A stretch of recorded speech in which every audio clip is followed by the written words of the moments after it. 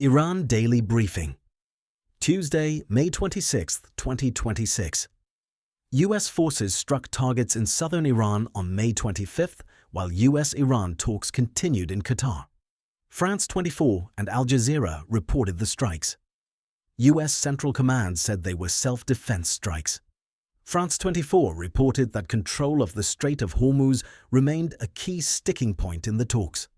Today, the military escalation, the negotiating track in Doha, Iran's position on the strait, and a set of separate reports on internet access, executions, and alleged cyber activity. Today is Tuesday, May 26, 2026. The central story is a negotiation under pressure. France 24 and Middle East Eye report that talks were taking place in Doha. France 24 says Iran and the United States reported progress on a 14-point memorandum of understanding, but also says both sides were managing expectations and saying a final deal was not imminent. At the same time, U.S. forces carried out strikes in southern Iran. France 24 reports those strikes included missile launch sites and vessels allegedly laying naval mines.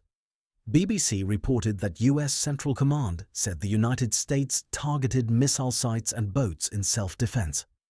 Iran, according to the BBC, said it downed a U.S. drone that entered Iranian airspace. The Strait of Hormuz remains at the center of the diplomatic and military file. France 24 reports that Washington is seeking to get the strait reopened. It also reports that Iran says its sovereignty over the strait would be an essential part of any deal. In this episode, the talks and the strikes, the dispute over the strait, Iran's economic demands, and domestic developments inside Iran that are being reported alongside the negotiations. The top story today is the U.S.-Iran negotiating track continuing in Qatar, while U.S. forces struck targets in southern Iran. France 24 reported that another round of U.S.-Iran talks was taking place in Doha to negotiate terms for a broader Middle East peace deal. Middle East Eye reported that Iranian negotiators were in Qatar for talks aimed at resolving remaining disputes in a potential agreement with Washington. The diplomatic signals are mixed. France 24 reports that President Donald Trump said on May 25th that negotiations with Iran were proceeding nicely. NPR reported that Trump said a deal with Iran to end the war was largely negotiated. Secretary of State Marco Rubio also signaled that an agreement was still possible. France 24 reported that Rubio said a deal with Iran could be reached within days, while Al Monitor, citing Reuters, reported that Rubio told reporters on his plane in Jaipur, India, that negotiating language could take a few days. Middle East Eye also reported that Rubio said a deal remained possible within days despite the latest strikes. But Tehran has been more cautious. Al Jazeera reported that Tehran said a deal with Washington was not imminent before the U.S. strikes on targets in southern Iran. BBC also reported that Iran said a deal with the United States was not imminent. France 24 reported that both Tehran and Washington were downplaying hopes of an imminent breakthrough after appearing close to an agreement days earlier. The substance of the possible deal remains contested. France 24 reported that Iran and the United States said progress had been made in talks over a 14-point memorandum of understanding. It also reported that Washington and Tehran were still exploring a possible deal to end the conflict, while key details remained unresolved. One unresolved issue is Iran's nuclear program. France 24 reported that the nuclear program remains a major obstacle in negotiations. France 24 also reported that Trump was moving toward Iran's position regarding the destruction of enriched uranium. The reporting does not provide the full text of the negotiating language. Another issue is the Strait of Hormuz. France 24 reported that the United States was seeking to get the strait reopened. It also reported that Iran said Tehran's sovereignty over the strait would be an essential component of a deal. In a separate report carried by globalsecurity.org, Sputnik reported from Tehran on May 25th that issues related to managing the Strait of Hormuz were not included in the Memorandum of Understanding between Iran and the United States. The military track complicates the diplomatic track. France 24 reported that the U.S. strikes in southern Iran on May 25 included missile launch sites. It also reported that U.S. forces struck vessels allegedly laying naval mines in southern Iran. BBC reported that U.S. Central Command said the United States launched strikes targeting missile sites and boats in Iran in self-defense. Al Jazeera reported that the United States struck targets in southern Iran. NPR reported that the U.S. military had launched new attacks on Iran while talks to end the conflict were ongoing. France 24 also reported that the May 25 strikes were the first since a ceasefire between the countries took hold more than a month earlier. Iran's response has included military and political messaging. BBC reported that Iran said it downed a U.S. drone that entered Iranian airspace. France 24 reported that Iran's supreme leader, Ayatollah Mojtaba Khamenei, said on Tuesday that regional countries would no longer serve as shields for American bases. Middle East Eye reported a similar statement, saying Khamenei said countries in the region would no longer be a safe haven for the United States and its military bases. France 24 reported that Khamenei's written statement was carried by Iranian state television. Inside Iran, there are also statements pushing back against concessions. Iranian state outlet Press TV, as carried by globalsecurity.org, reported on May 25 that the Secretary of Iran's Supreme National Security Council said Iran would not retreat amid reports of a potential agreement. Iranian state outlet Press TV, as carried by globalsecurity.org, also reported that President Masoud Pezeshkian said Iran would not surrender to U.S. pressures. Washington has added a regional condition to the debate. France 24 reported that President Trump said Monday that countries including Saudi Arabia, Pakistan, Turkey, Egypt, and Jordan should be required to join the Abraham Accords as part of any agreement to end the war with Iran. Middle East Eye reported that Trump wrote in a social media post that Saudi Arabia, Qatar, Pakistan, Turkey, Egypt, Jordan, Bahrain, and the United Arab Emirates should simultaneously sign onto the Abraham Accords. France 24 reported that adding Abraham Accords requirements could further complicate negotiations with Tehran.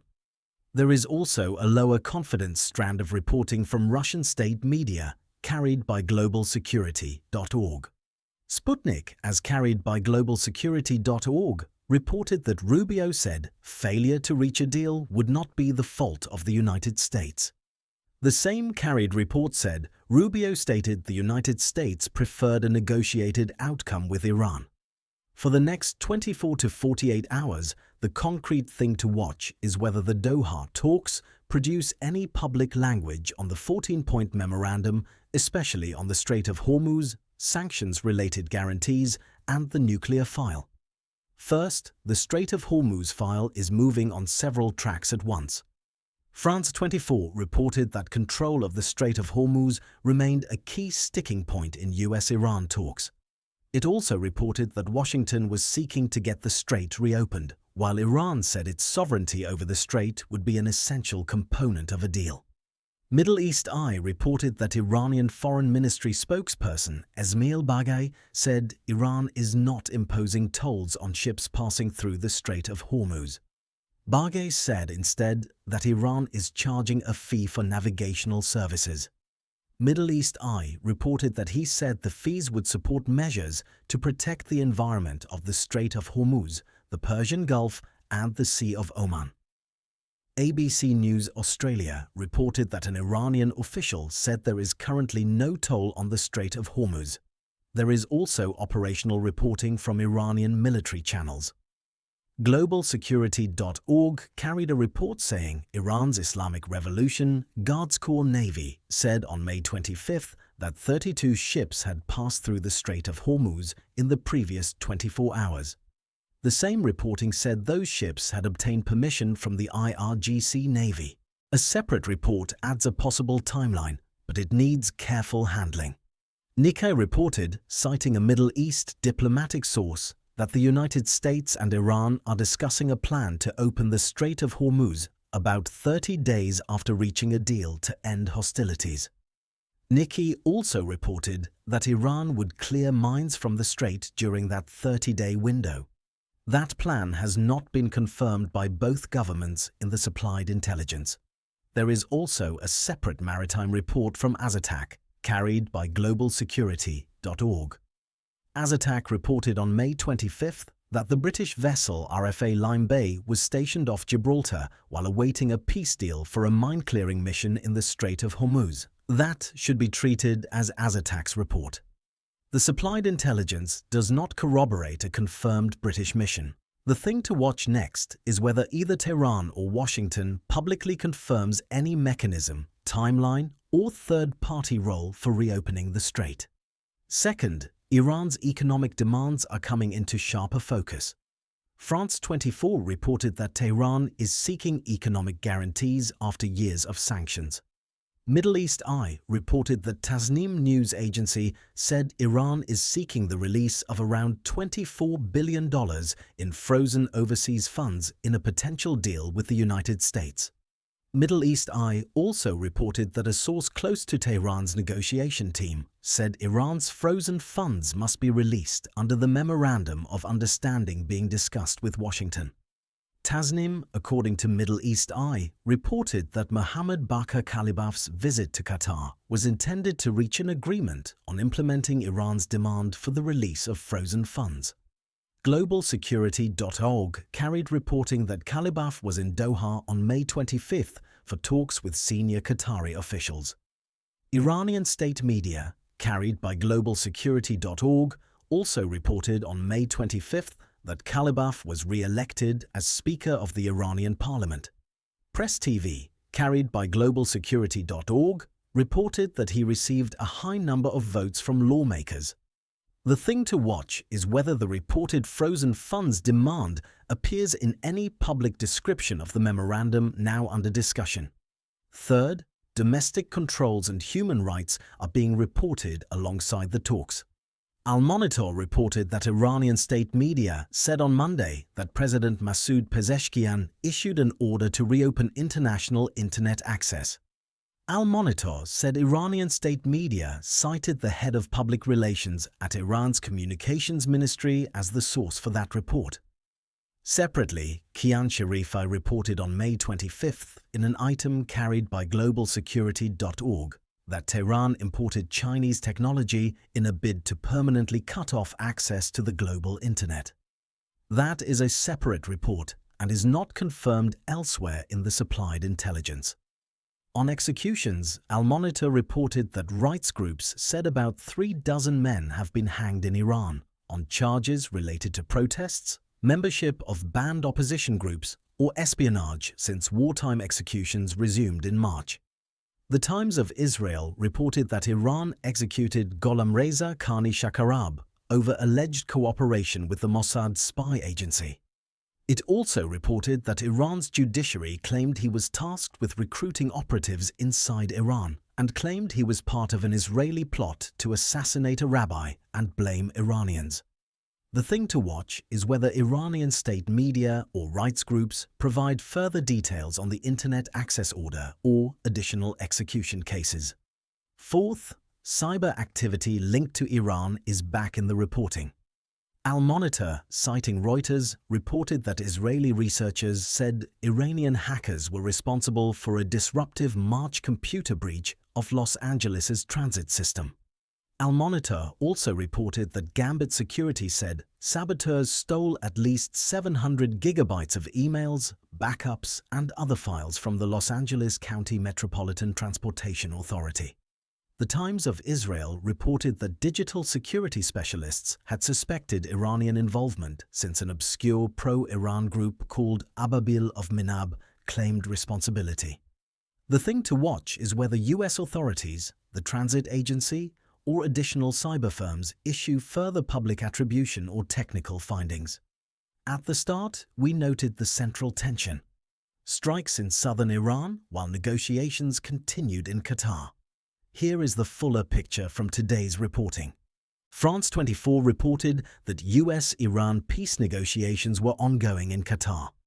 Middle East Eye reported that Iranian negotiators were in Qatar for talks aimed at resolving remaining disputes in a potential agreement with Washington. At the same time, France 24 reported that U.S. forces struck missile launch sites and vessels allegedly laying naval mines in southern Iran. BBC reported that U.S. Central Command said the United States targeted missile sites and boats in self-defense.